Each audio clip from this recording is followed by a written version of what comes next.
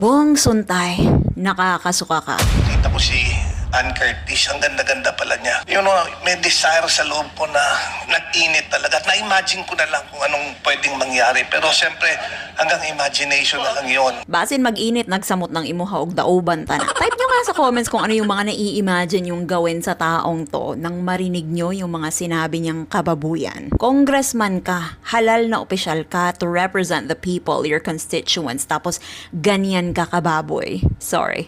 No offense to the pigs. I respect animals but never, ever the likes of this thing. Nakakainsulto para sa mga hayop ang ikumpara sila sa mga tulad neto. In fact, wala naman ako doon sa channel. Yung sinasabi ko lang, At first, sabi mo, nakita mo. Tapos ngayon, that you're facing the backlash, biglang bawi.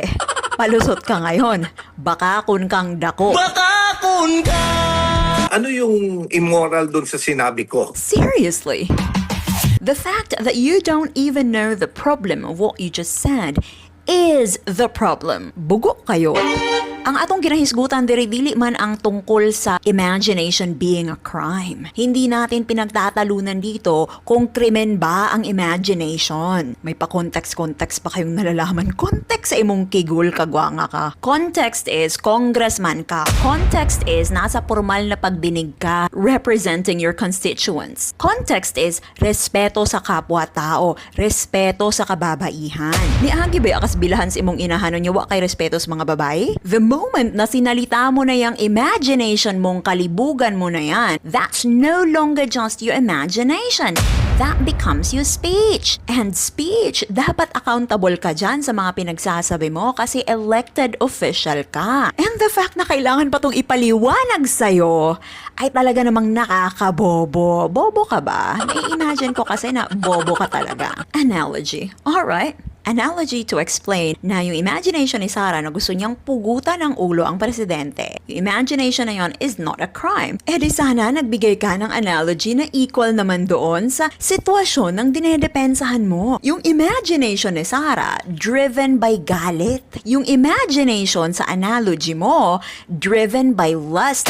Libog. Yung analogy mo, kalibugan mo. So ayoko rason-rason ni diha nga na analogy ni mo kay what jud na nakatabang. It only exposes your rotten mind. Gitna ng pamabatikos kay Davao City Mayor Rodrigo Duterte sa kanyang biro tungkol sa rape, umamin ang kanyang anak na si Sarah na siya'y isang rape victim. Alam mo bang aminadong rape victim yang si Sara Duterte na pinagtatanggol mo tapos ingon ana ang imuhang analogy? Gago ka ba?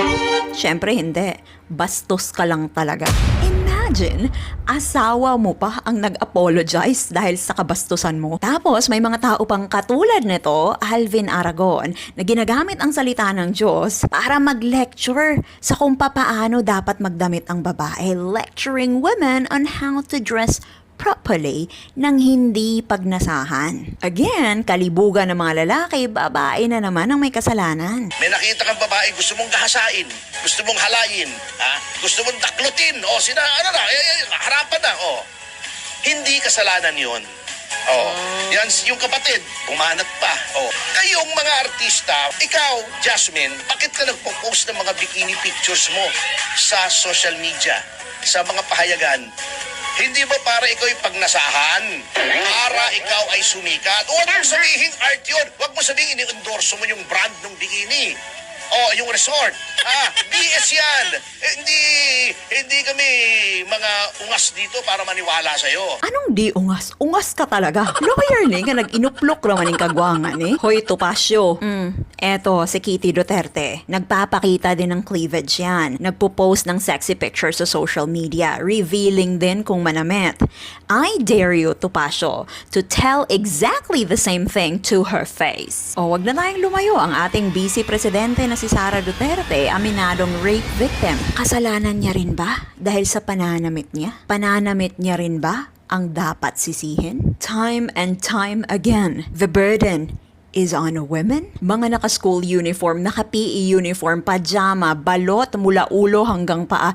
Yung iba naka-hijab pa. Yung iba, babies, naka-diaper pa. Pinagnanasahan, pinagsamantalahan pa rin. Kayo itong malilibog pero nasa babae pa din ang burden. Nasa babae pa rin ang blame. You do not tell girls or women how to dress properly. You teach yourselves restraint. You teach yourselves respect. Dahil kayo ang wala nun. Kung di ninyo makontrol ang inyong kahangol, ipaputol na, ipatali, para impas. Sa usaping ito, we all trace back to the Duterte legacy. Duterte na ginagawang biro ang rape. Duterte na gusto mamusil og bisong sa mga babae. Duterte nga di kapugong sa iyang lagay og iyang tudlo nga nangulkog sa ilang katabang samtang tulog ni. Kaya Pilipinas, wag nang magtataka kung ang mga kabataan natin ay lalaki na biro na lang ang tingin sa rape. Wag nang magtataka kung ang kabataan natin ay lalaking bastos mag-isip, bastos ang bibig, at objects of desire na lang ang tingin sa kababaihan. Pilipinas, this is what we have become. Ang tanong, gusto ba natin magpatuloy ang ganitong kultura? Kung proud pa rin kayo sa bastos na Pilipinas at bastos na Pilipino, hala, Duterte pa more.